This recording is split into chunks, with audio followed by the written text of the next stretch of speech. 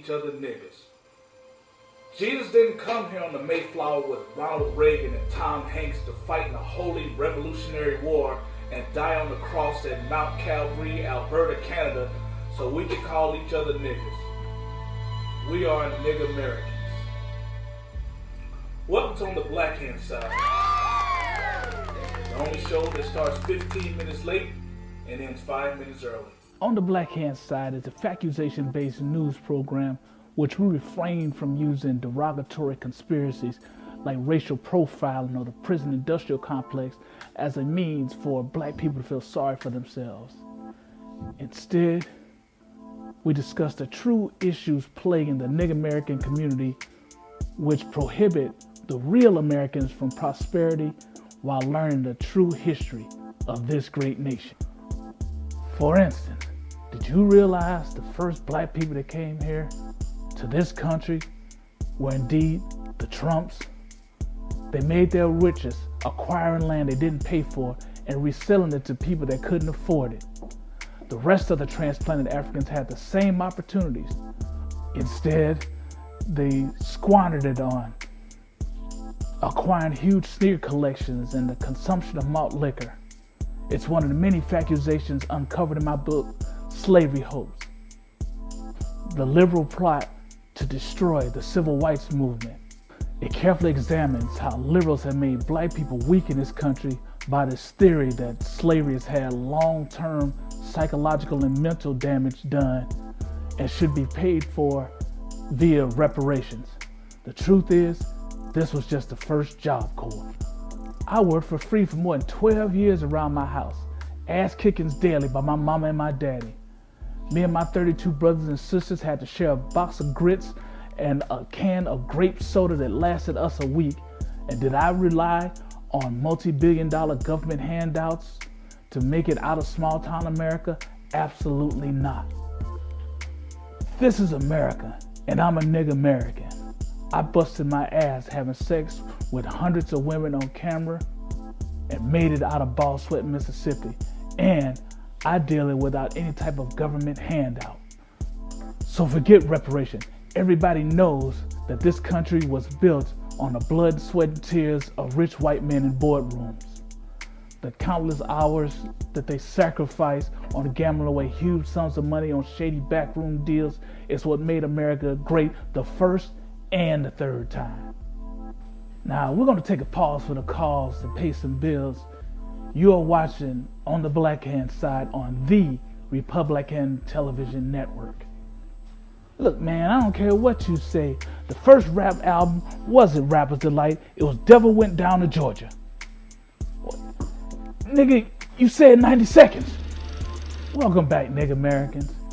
Now, whether it's the right to call ourselves nigga Americans or the right to be gunned down by the hard-working men and women of law enforcement, not the ones that investigated the president, I'm talking about the other ones that protected us from combs, Skittles, and loose cigarettes. This is a safe place where we refuse to use derogatory and fabricated conspiracies like the 13th Amendment, systematic racism, or white privilege as an excuse for black people not to prosper in this, the greatest country in America. There are no excuses. I would like to thank our sponsor, Lux Pharmaceuticals, for bringing to our attention one of many chemicals that is destroying the fabric of this country as their plan of controlling the population.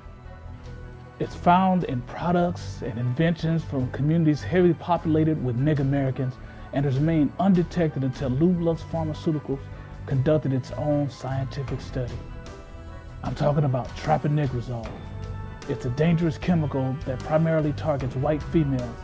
So if you want to keep your porcelain princess the way God intended for them to be, with pasty skin and flat rear ends, here are some precautions you must follow.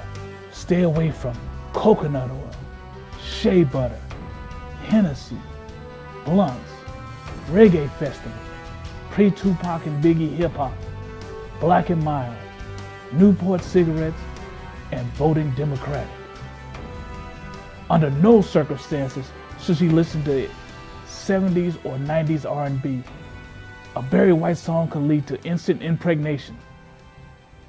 Al Green's rendition of Can't Get Next to You is responsible for 4 of my 6 biracial children. If she's under the age of 30, heard any early Prince, or knows who Jodeci is, it may be already too late.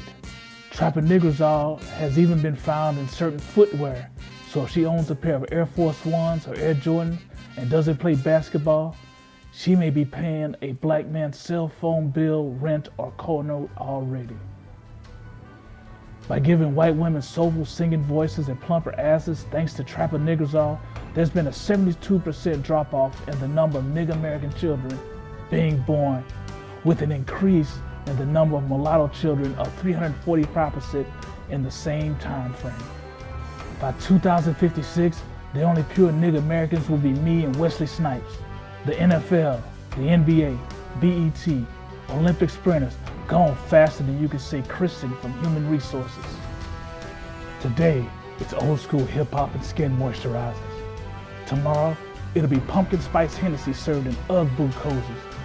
My sources tell me that a sugary red Kool-Aid and chicken and waffle infused body wash is being developed as we speak. We are a nappy-headed, caramel complexioned white girl away from Armageddon. And now that I've scared the shit out of you, profiles in courage. I was the 7th of 33 children born in Ball Sweat, Mississippi. When I graduated 6th grade, there was limited opportunities, so I went into business for myself as an amateur filmmaker. The act of boning barely legal chubby white girls was degrading, to say the least. Even smoking copious amounts of marijuana couldn't dull the emotional pain. And by the age of 25, I was snorting Cialis with my breakfast. After a near-death experience filming an interracial triple penetration, fisting, squirting bukkake scene, God spoke to me.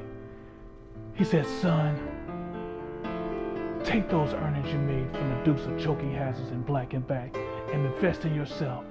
So I enrolled in the Jones Limbaugh Community College. While I continued working, I studied street preaching and Nigger American studies. So when I hear black people talk about the prison industrial complex or the effects that slavery is still deep-rooted in communities, I just laugh and say, I'm living the Nigger American dream. Do you like energy drinks but worry that drinking excessive caffeine may turn you into a whiny millennial? Don't we all? Tonight's segment on Profiles in Courage was brought to you by Lupulux Pharmaceuticals and their new product, CBS. No, not the communist broadcasting system, carbonated bull semen. That's right, now just for $9.99 a can, you can get all the masculine strength enhancing effects of CBS with none of the toxic side effects of caffeine, sugar, or citric acid. Carbonated bull semen combats the feminizing mind control effects of soybeans and eating vegan, and you can drink it in its purest form. Operators are standing by. On the Black Hand Side is sponsored by Lupulux Pharmaceuticals, putting the harm in pharmaceutical. WAPM, the White and Privileged Male Support Group. WAPM, because even privileged white guys need a safe space.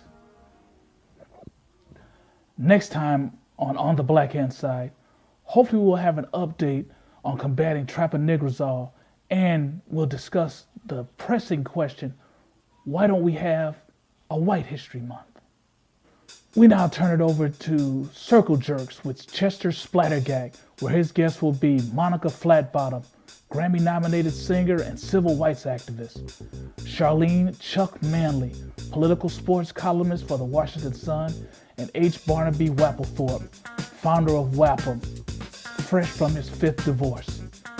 I'm the Reverend Professor Dotorius P. Longstroke, and remember, white people, Nigger American history is your history too.